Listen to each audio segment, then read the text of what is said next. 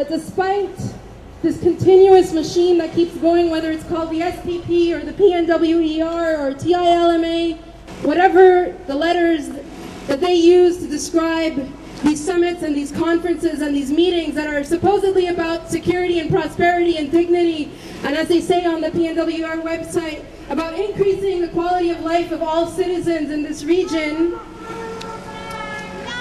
Despite that, it's great to see that there's folks who are still willing, who are still able, and who still have the energy to show that there is resistance to these policies that want to put down the dignity of human lives to dollar signs, that there still is resistance to the national security agenda, that there still is resistance to the quote-unquote free trade agenda, and that people are not buying into what the leaders and what these corporate leaders are calling security and prosperity. Because if there's something that the folks here know, is that security does not come from increasing border militarization, that security does not come from increasing the extraction of resources in the Alberta oil sands or in the mountains and in the north of BC. That security doesn't come from displacing Indigenous peoples off their lands. That security does not come from criminalizing immigrants and refugees. That security comes from each and every one of us having dignity and justice in our lives, having the right to choose where we're going to migrate, having the right to resist forced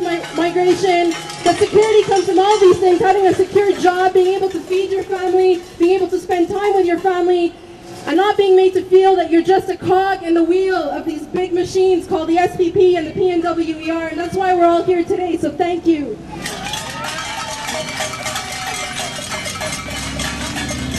Oh, there's not enough oil to go round. Oh, there's not enough oil to go round. So let's hear you sing. There's not enough oil to go round.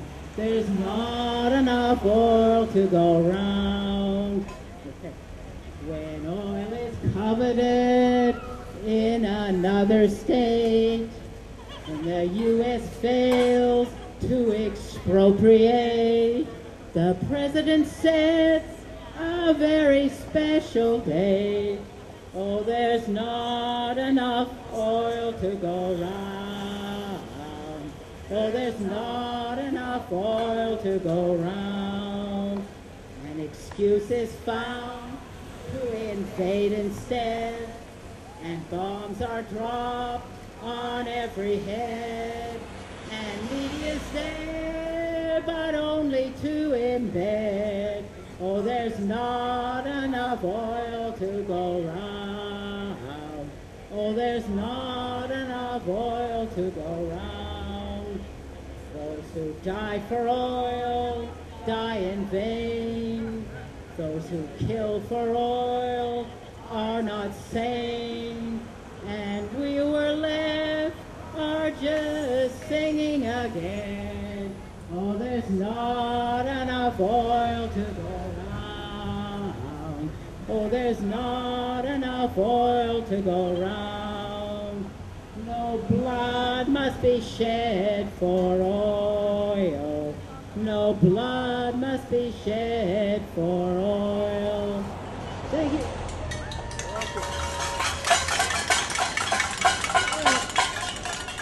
Well, we found out about the PNWER conference some time ago, and we could see that there were a lot of corporate sponsors. And most of the corporate sponsors are part of the problem, not part of the solution. And in PNWER, they're pretending to solve problems, especially environmental problems. What's PNWER? PNWER is the Pacific West Economic Northwest Economic Council, Regional Council. Okay. Okay. Yeah. Go ahead. And so they've been meeting since 1991, and they've been making decisions for the whole region. And if you look through, I just went in there and I got a list of the participants, and they're all from the energy sector, from Canada and the US, government representatives. There's also a lot of pharmaceutical companies like Merck. Ones that, if you look, and what we've been doing as Snakes in the Grass is we've set up a website where we have gone to their websites, the corporate websites, and we have we've gone through what they say they are doing, and then we have exposed what they are actually doing. For instance, Caminco says that they're concerned about the environment, they're concerned about sustainability, and when you look up what they've actually done, you find out they've been sued over the years. So you're protesting to the corporate world. We're protesting this practice of corporations where they try to delude the public into thinking that they are doing something for the public good. And what they do is sponsor events. They were sponsors of the Canadian Environmental Awards, for example, with Shell and Exxon, both major polluters. And this is happening over and over again. But that's just one aspect of what we're concerned about. We're concerned about the fact that PNWR is essentially an extension of the Security and Prosperity Partnership, where they are coming up with ways of undermining standards right across North America. And now with SPP, they were undermining standards across North America. With PNWR, they're undermining standards across the Northwest. Is the government also involved in this? The government is very much involved, and this is really promoting public-private partnerships and really entrenching private partnerships. There is one caveat, and you're going to be hearing this a lot from me in regard to capital projects in the years ahead. We're going to insist on one condition. The Partnerships BC take a hard look at how that project might be built as a public-private partnership. You say the government is also involved with this. Do you know if there's representatives from There's representatives from all levels of government here, from various mostly involved with the resource sector, but there are representatives from Alberta, from the Yukon, from Alaska. The Albertan government. Alberta government. Of course, there's a representative from the corporations in Alberta as well. Yeah. There's representatives even from the Idaho National Laboratory, which is one of the principal researchers for nuclear energy. So they're pushing nuclear energy. They're pushing solutions that are worse than the problem that's intended to solve. Okay, what do you want them to do? Well, we think that as a result of the fact that these trade agreements essentially violate international norms, that they should be declared null and void, and that PNWR should be disbanded and not have this sort of involvement, because what they're trying to do is to lower labor standards, to lower environmental standards, to lower all standards. And of course, they're setting up stronger border regulations. You know that how many people have been stopped at the border, put on no-fly lists, and so forth. We have peace activists that can't get into Canada as a result of new border restrictions. They're trying to entrench rogue regimes, and this is something that we're, of course, against. Right. Okay, so you're here today to protest this meeting. What would you like to see instead of this kind of meetings? Well, what I would like to see is that governments finally start to guarantee human rights, including civil and political rights, including the rights of Indigenous people, the rights of migrant workers, the rights, social, economic, and cultural rights, the right to food, the right to housing. We'd like to see governments protecting the environment. We'd like to see governments working towards preventing war and conflict.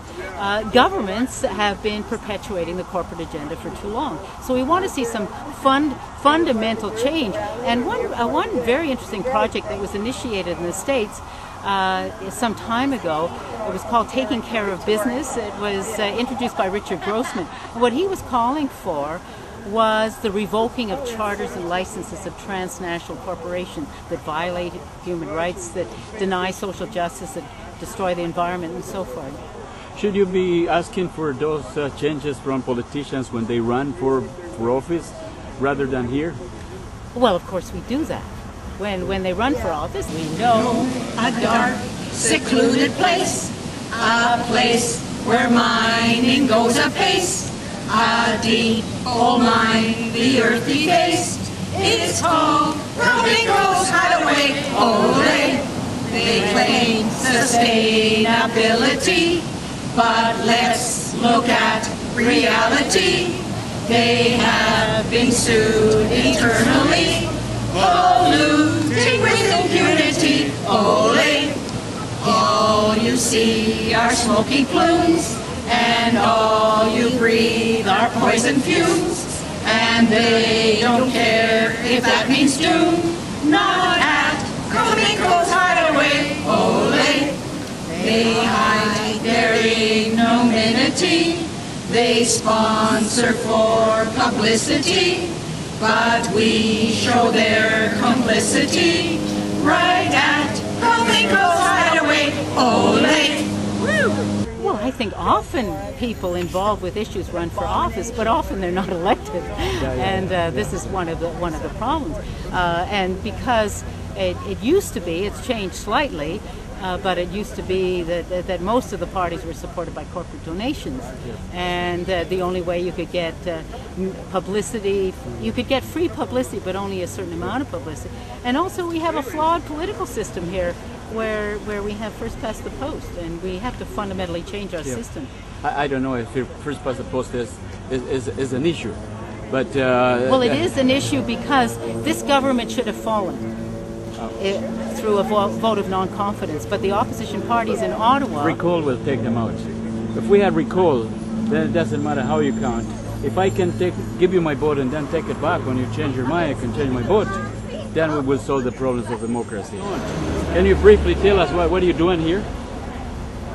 I'm here to support the protest against the Pacific Northwest Economic Region.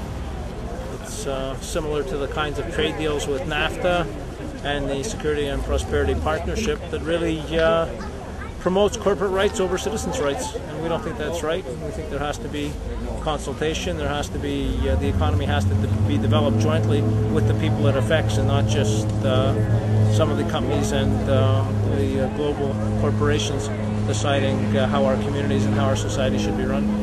But isn't it the government inviting these corporations here to speak with them? Oh, the government may be inviting them, but we don't exactly have a government in this province or in this country that is people-friendly.